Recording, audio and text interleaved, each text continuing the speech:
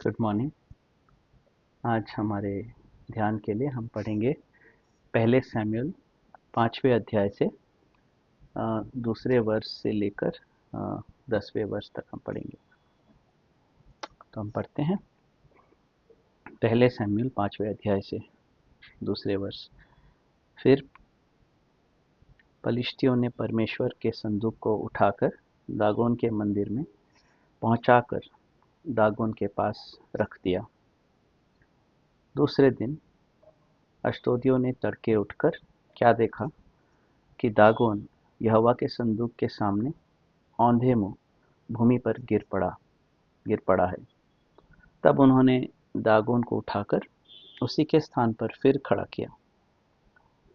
चौथे वर्ष में फिर अगले दिन जब वे तड़के उठे तब क्या देखा कि दागोन यहोवा के संदूक के सामने औंधे मुंह भूमि पर गिर पड़ा है और दागोन का सिर और दोनों हथेलियों डेवढ़ी पर कटी हुई पड़ी है।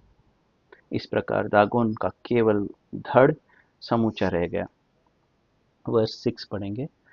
तब यहोवा का हाथ अश्दोदियों के ऊपर भारी पड़ा और वह उन्हें नष्ट करने लगा और उसने अश्दोद और उसके आसपास के लोगों के गिलटियां निकाली।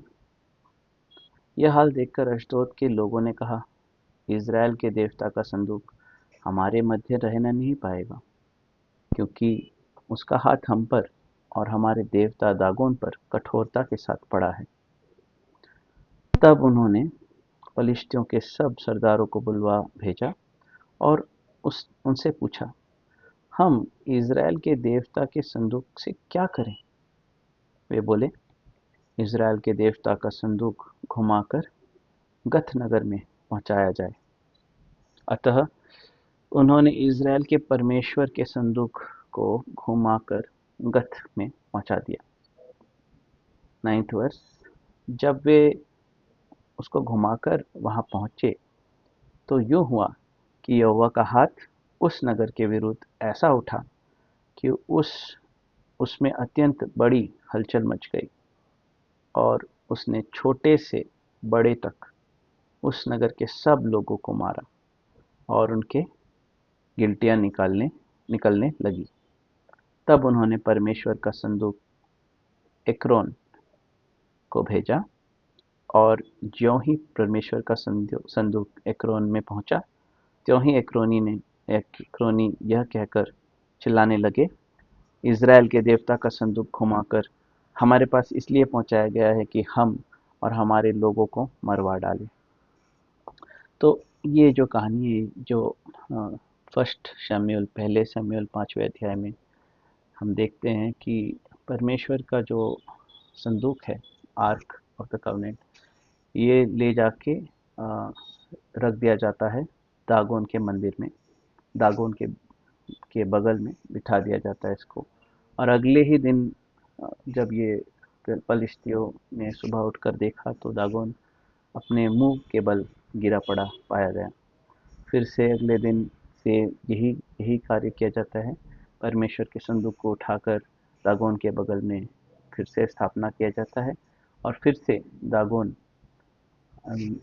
को इस बार उठाया जाता है ज़मीन से, फिर से जोड़कर परमेश्वर के संदूक के बगल में बिठाया जाता है और फिर से दागोन मुंह के बल गिरा पाया जाता है। इस बार हथेलियां भी टूटकर अलग हो जाती हैं और सर भी अलग हो जाता है। तो अश्दोदियों ने कहा, और ये अश्दोद में हुआ था, तो अश्दोदियों ने कहा कि बहुत भारी पड़ गया है परमेश्वर का हाथ हमारे इस पुतले पर, दागोन पर, हमारे देवता पर। तो क्या किया जाए?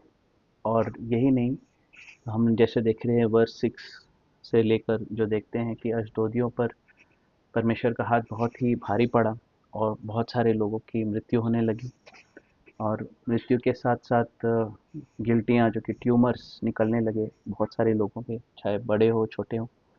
तो अश्दोदियों ने कहा कि क्या करना चाहिए, परमेश्वर के संदूक का करना क्या है, ये सवाल पूछा।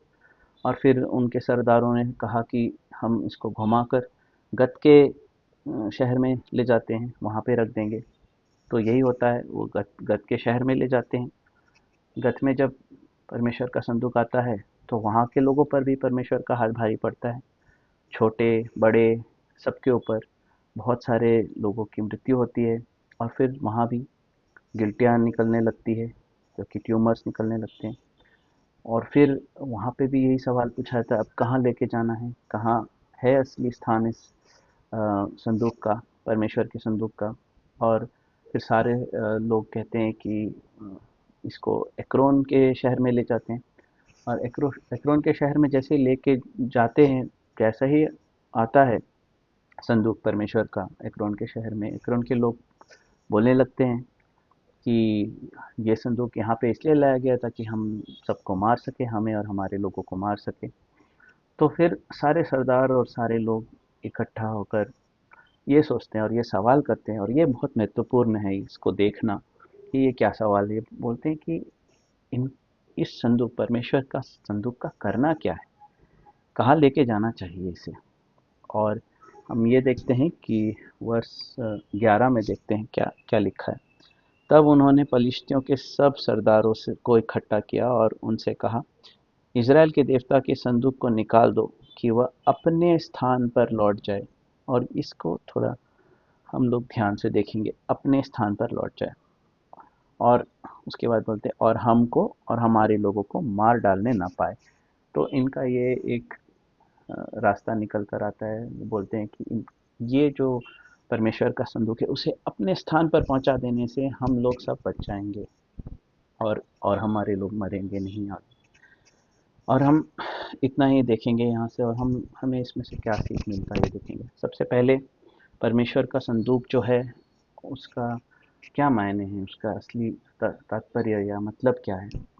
उसका एक टाइप होता है परमेश्वर का।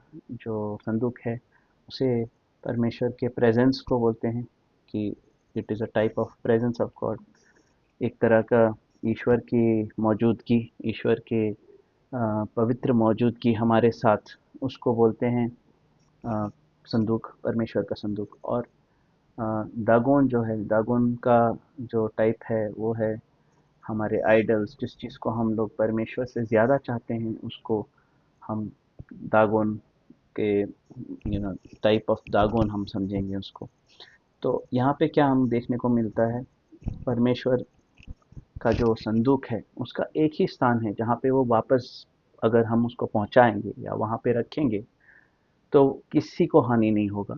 और परमेश्वर का जो संदूक है उसका असली स्थान क्या है, वो स्थान है आपका हृदय, विश्वासियों का हृदय, विश्वासियों के दिल में परमेश्वर का संदूक, यानी परमेश्वर की मौजूदगी, पवित्र मौजूदगी, परमेश्वर की उपस्थिति का असली स्थान विश्वासियों के हृदय में है। और आज के मैसेज में ये निकल कर आता है कि परमेश्वर बोल रहे हैं कि जो भी आपके हृदय में, हृदय के सिंहासन पर जो भी विराजमान है, अगर वो दागोन जैसा कोई आइडल है या कोई पुतला है, ये पैसा हो सकता है, ये प्यार हो सकता है, ये कुछ भी ऐसा चीज़ हो सकता है जो आपके और परमेश्वर के बीच में आ जाए। तो ऐसा अगर कोई पुतला है आपके हृदय में, तो वो पुतला परमेश्वर और वो पुतला साथ में, दोनों को नहीं हम रख सकते। एक गिरेगा और वो रहेगा पुतला, वो गिरेगा। लेकिन परमेश्वर अपनी जगह खुद से या ज़बरदस्ती नहीं आता है। परमेश्वर बोलता है, तो हम लोग देखेंगे नीति वचन 23 और 26वें वर्ष में हम देखते हैं क्या बोलता है परमेश्वर, मेरे पुत्र मुझे अपना हृदय दो, और वहाँ पे मुझे, मेरी ओर ध्यान करो, या मेरे मुझे अपना मन दो। वहाँ पे इस हिंदी में वैसा लिखा गया है, बट असली जो ट्रांसलेशन है उसमें ऐसा है, my son give me your heart.